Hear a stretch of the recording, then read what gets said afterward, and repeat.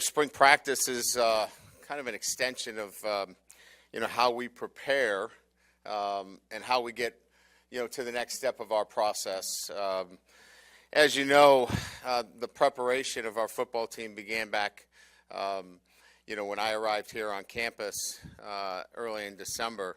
If we kind of look back on that, that was much more kind of inside out, evaluating staff and the needs that we thought that were immediate, those that we took some time and making decisions on personnel and staff and support staff, players.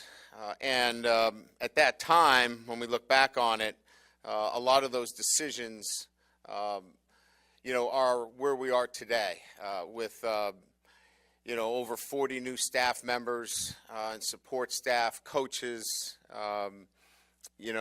everybody that touches the team is part of this overall total preparation. And certainly, I know we all, are focused on the first practice and getting out there and, who's competing for what job. But I just wanted to give you the perspective of, the head coach and what I'm looking at every single day. And, it's really about this total preparation of, starting with, how do we physically prepare our football team?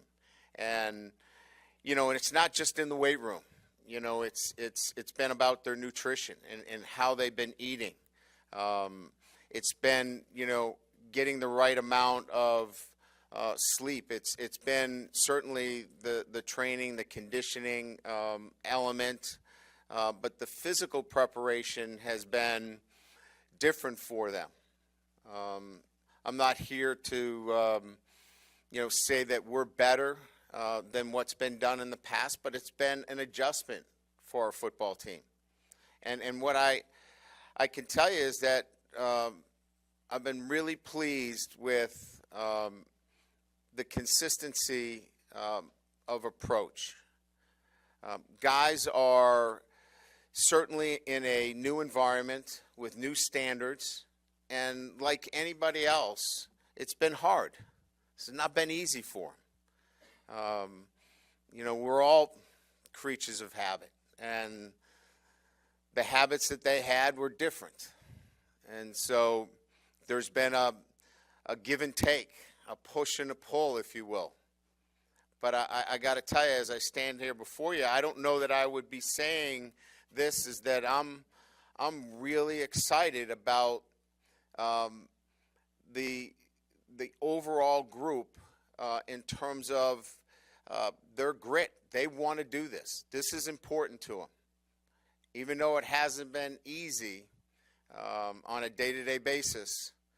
I'll give you an example. We asked them to fill out a personal wellness questionnaire on their phone every day, because we're creating habits. Good habits lead to good things happening in everything they do, in the classroom, in the community, on the football field. And, at the other place I was at, it took a while for us to get that done. We went 7 days, 7 consecutive days where we had every guy filling those questionnaires out 100%. That, to me, those were the signs that there's the kind of commitment that I'm looking for. So suffice to say that we're in now that next phase after the physical. We're in that technical and tactical phase where we get to now apply football, right? So when we talk about, and you hear me talk about total preparation within our process, we now get to add some football. So now we're going to start to work on the technical and the tactical as it relates to the game of football. We'll do that in this spring phase where we get to have practices and we get to talk about technique and we get to talk about how the units come together, offense, defense, and special teams. And we'll need to have a great attention to detail and great focus. We'll need to have a great attitude. We'll need to be smart in how we do things. And then the final piece of that will be the mental preparation, how we do that consistently at a high level over a longer period of time. So that's kind of where we are right now as we kind of move into spring practice. We get to add the next layer.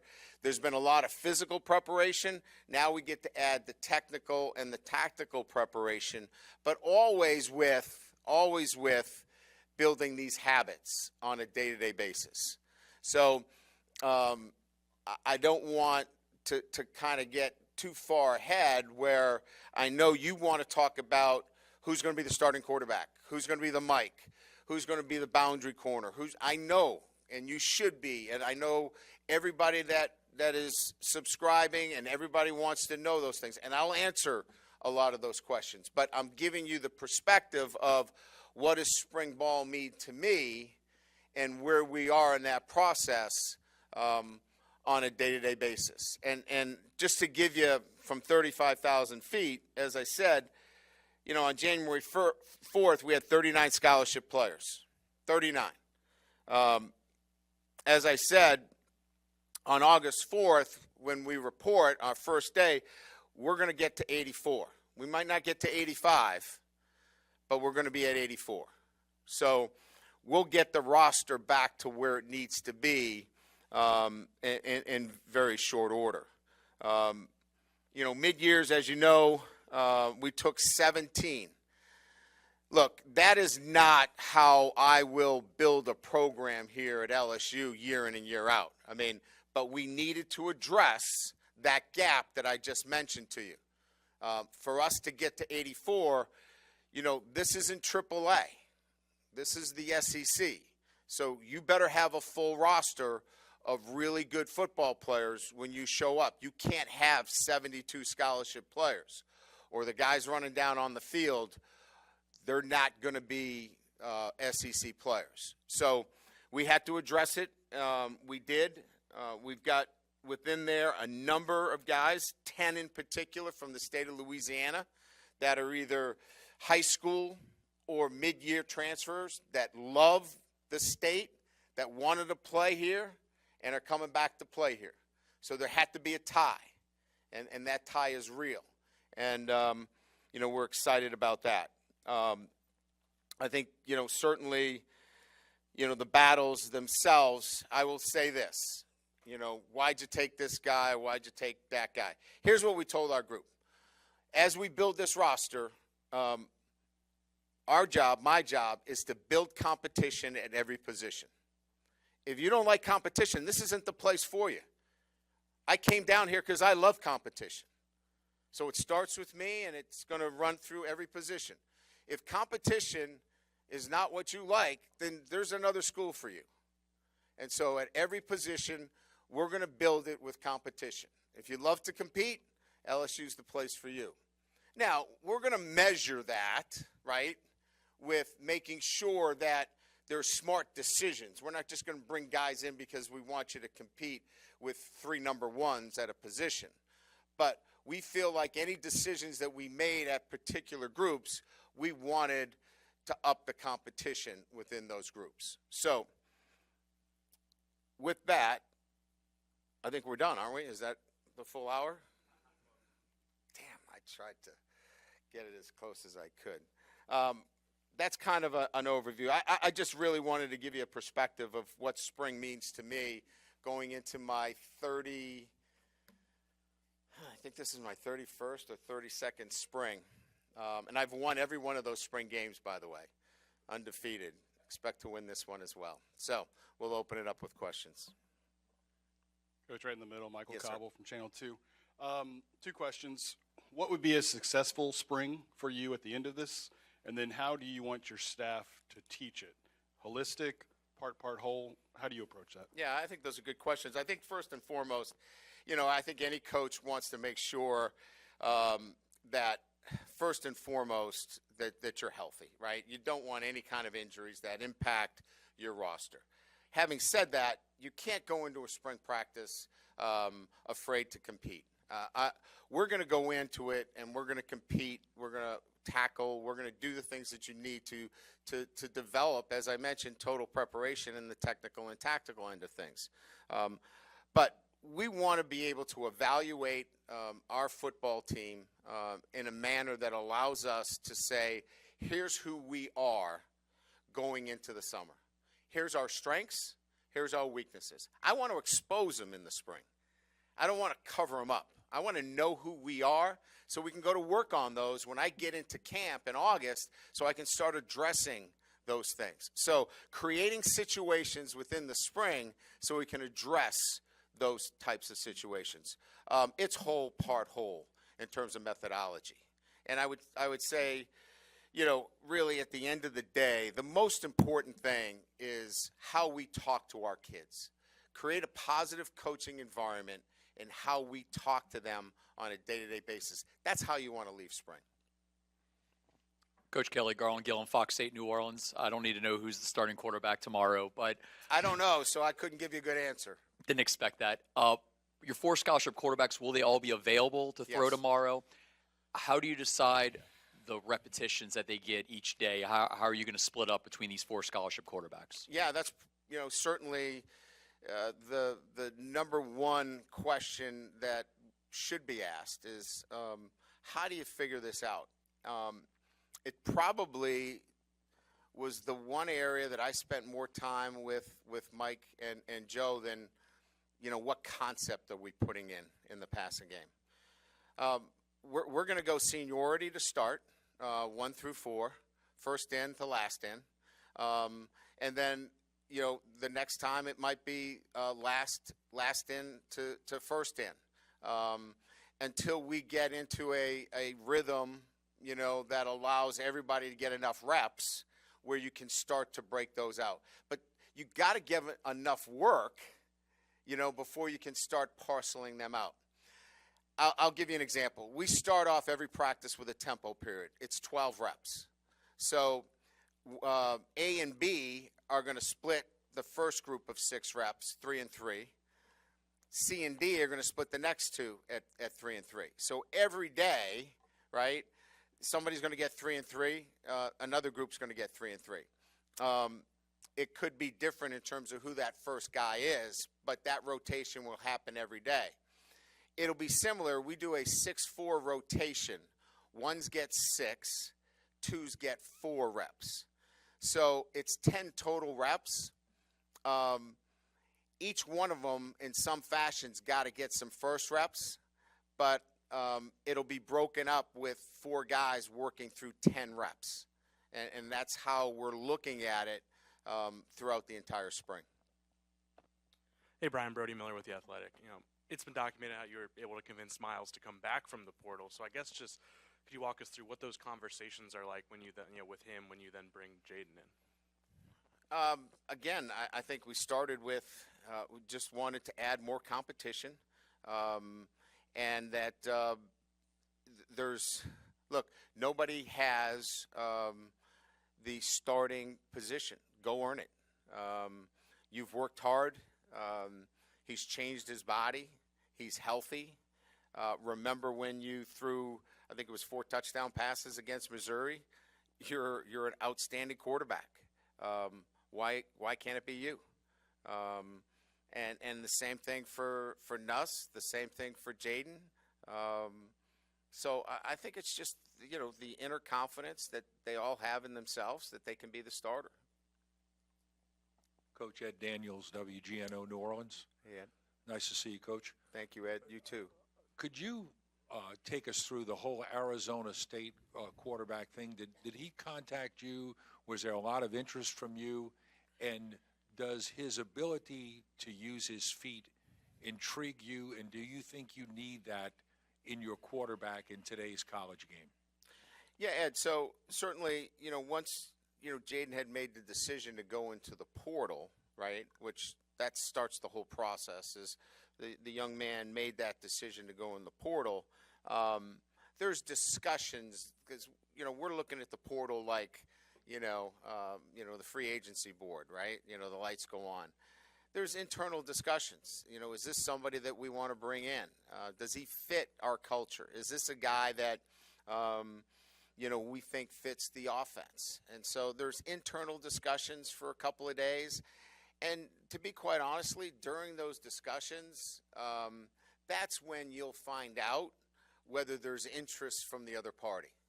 And that's when generally somebody's reaching out. So generally that's when somebody's making contact, and contact was made, and then it was up to us to see if we were going to reciprocate, and obviously we did. Now, the second part of your question would be his ability to extend. I think he brings more than extending plays, actually. He was in an offensive structure and system which was really built towards ball control this past year, playing to a very good defense. We think that there's a lot that has not been tapped into with his ability to be a dual-threat quarterback. He's got arm talent. He's got a high IQ. And he can run the football. He's a talented runner of the football. He wasn't asked to do that. He was more of an extender of plays. We think that there's much more to it than what he's brought over the last couple of years. Yeah, Brian, right here, front row. Yes, sir. Ron Higgins, the Tiger details. How much did you? I know everybody gets a fresh start, but how much did you or any of your coaches look at last year's film just to see everybody's individual skill set, see what you had to work with? Do you look at much of that? Absolutely. Yeah, I think we looked at, every game that the guys played last year, and that's important from just, what they did well, what they didn't do well, what they can improve on. And then we just put that away and then went to work on where they are right now. And because sometimes, like you said, some guys want a fresh start. But some other guys, want an opportunity to build off of what they did last year, because, quite honestly, you look at some of these guys and, they don't have pads on, right? And some look better than the other. And then you look at a guy like Jack Besh who just makes plays. And I'm not saying he doesn't look good, but, you watch a Hilton run around, and that young man, he can run all day. And then Jack Besh, what he can do watching him on film. So you want to build off of guys, and you want to let other guys grow at the same time. I think this spring allows us to kind of build on those observations. On the injury front, Wilson Alexander with the Advocate. Yes. Is there anyone who is going to be out for the entire spring, or who might miss the start of practice? From an injury standpoint, we've got, I would say, Armani Goodwin is going to be back. He's healthy. I mean, I know he's a guy that's been out for a while. I think from a defensive standpoint, I think we look pretty good across the board, other than Major Burns will probably, with his foot, not be available for us for most of the spring. Garrett Dellinger is coming back from shoulder surgery. He won't be available for us. But by and large, it looked like a very, MASH kind of list when I got here. Looks really good, going into the spring in terms of having a number of players available. And, of course, you'll get access on that first day to kind of, pull out your sheets and check off the numbers. So I'm sure you'll report back to me moving forward who I missed, because I don't pay attention to that stuff. So you'll tell me why wasn't somebody out there. So we'll play that game after the first practice. Hey, Coach. Lon Phillips Sullivan from LSUOdyssey.com. Yes. You just barely mentioned Jack Besh. You offered him very early in his recruitment. He went on a visit with you and to South Bend Yes, a few sir. years back. What excites you most about coaching a player like Jack? I'd say first and foremost his confidence level is his mental, approach to the game is like a senior. He understands the difference between, a preparation mindset and a performance mindset. Like when he prepares, he knows how to prepare, but when it's time to perform, it's a totally different level. That's a rare attribute, and you don't see it a lot. I've seen it in only some high-level NFL guys that have played for me. It's a unique trait that he has. And like I said, if he walks in here, you're like, well, he must be a reporter.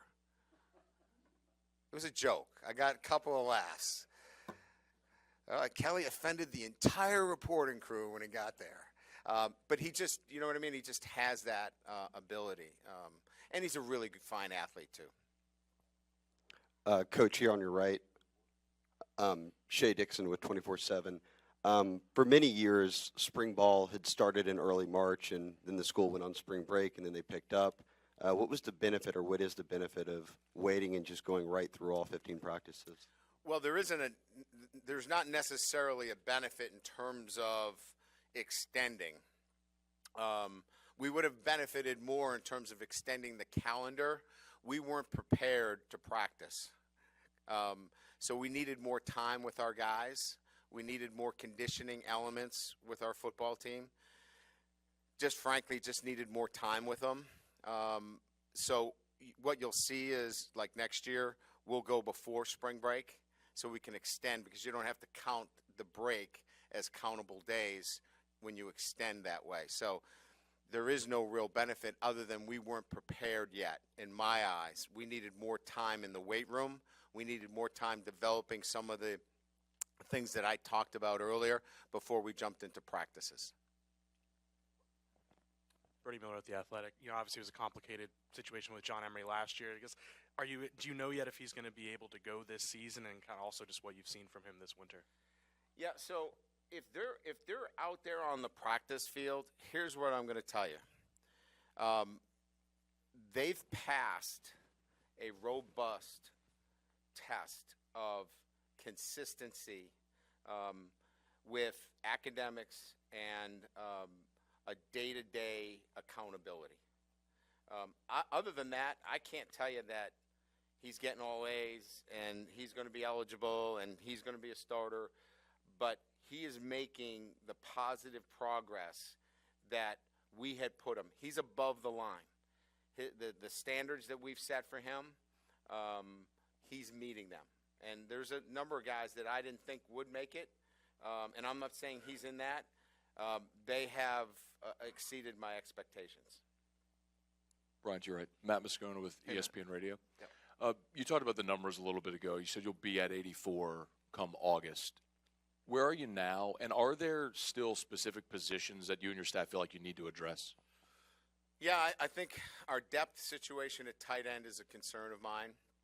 I think that's an area that we need to continue to build on, and I'm not sure that it's a quick fix. I think it's something that we're still going to have to look at. And there may be some people that are on our roster that might have to change positions and play that position. We're going to have to address it one way or the other. So it's still a concern. There might be some movement there in the transfer portal after spring ball, but it is a concern. We're not done on the offensive line. That's still an area that we're actively involved in as well. So I would leave it at those two areas in particular.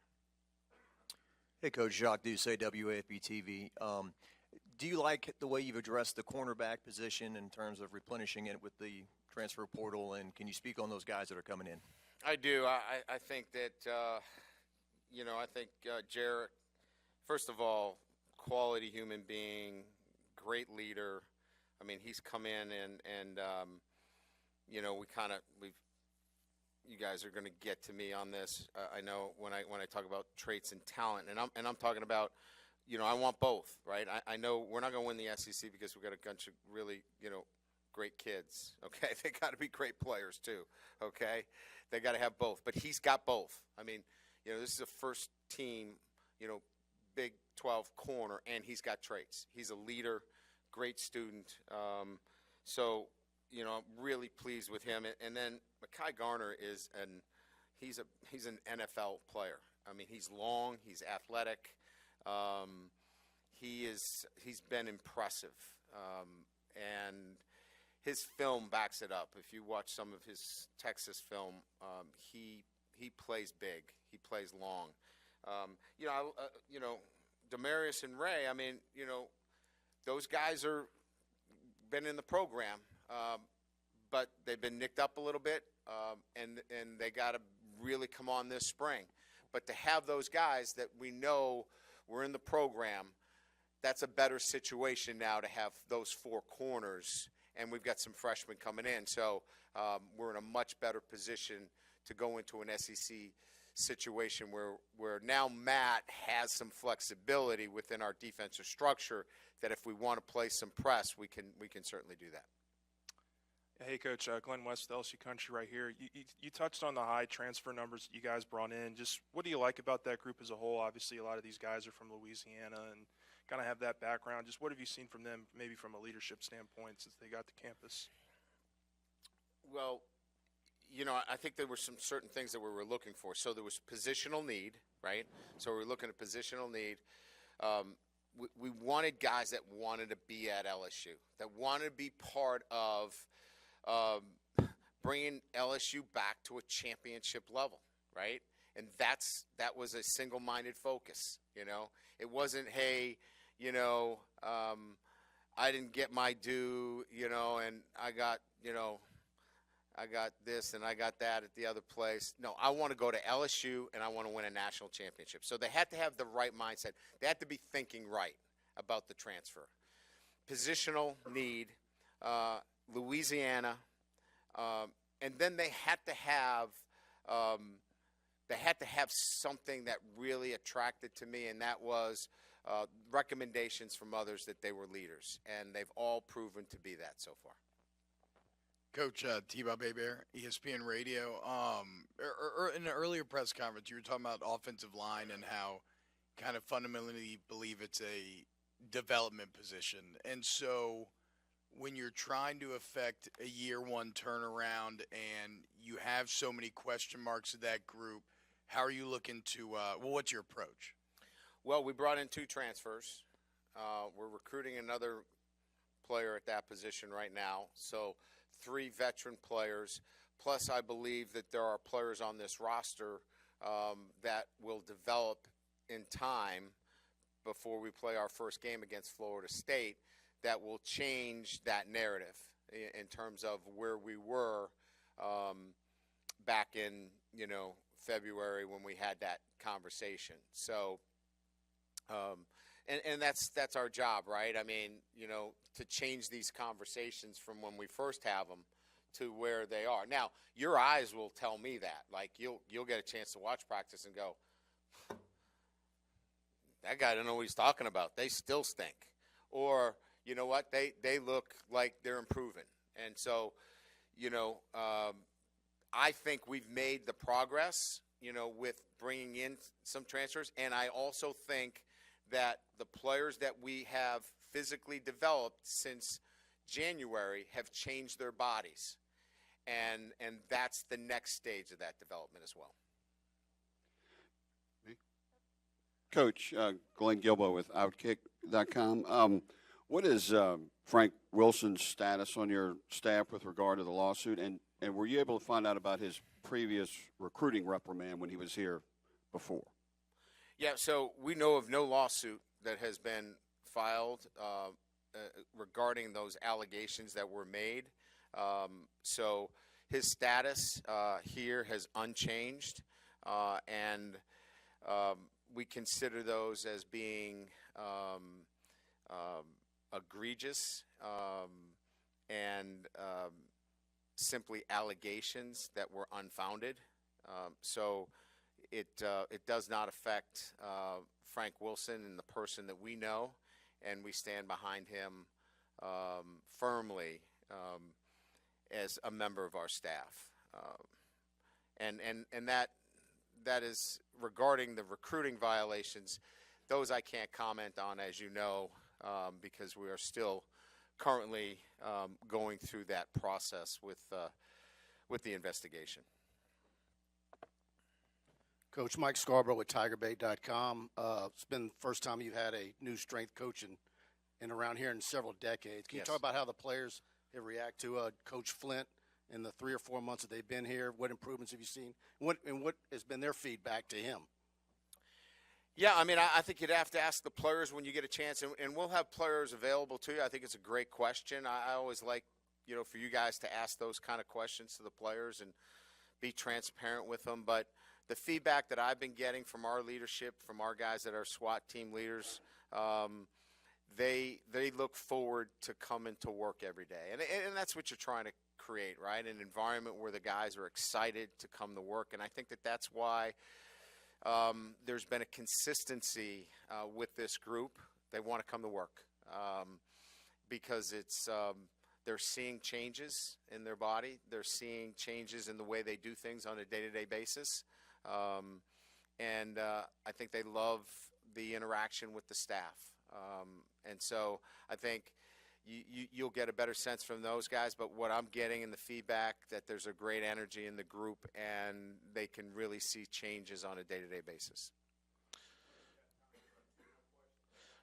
Charles Hannegriff, ESPN Radio. When you talked about the personal wellness update that they're filling out every day, could you go into a little bit more detail on that? And are you using that as a baseline for their preparedness? It's really about, trying to build strong habits. And so this consistency of approach is one where it's really important to me. It's, to do it once in a while is not really going to affect change. It's your consistency of approach. It's the constant application that I'm looking at. And so filling out this wellness questionnaire is important. Don't get me wrong. But this, constant application creates great habits, which is what we're looking for on a day-to-day basis. We want our guys to have great habits. And where do you see that? They don't jump offside. They make good decisions. They're on time. They're not going to have foolish mistakes and penalties. And it goes to winning. When people ask me, what do you know about winning? I talk about good habits. And so they're all intertwined in some fashion. Coach, could you give us an update on Kayshawn? Just your relationship with him, what you've seen out of him, et cetera, and his health, of course. We're in the process of building a relationship. I would say I know his last name right now. And I say that only because we're in that process of he's re-engaging. He's been injured. He's had a second surgery, but we're getting more acquainted every day. Look, he's a great player. He's a good kid, but this has been a rough spot for him. And what happens is you tend to get distracted because you're not involved in everything. But he's learning you got to be involved in everything, whether you're injured or not. And that's a process that he's going through, and we're seeing some really good changes. We had a nice conversation in the training room this morning where he's on top of his academics, and he's making good progress. But the good part about it is the surgery was successful. He's making good progress. He's in a walking boot right now. And that's really the most important thing. The rest of the stuff, we'll work it out between the two of us. I'm not that hard-headed. He's a good player. All right, thank you.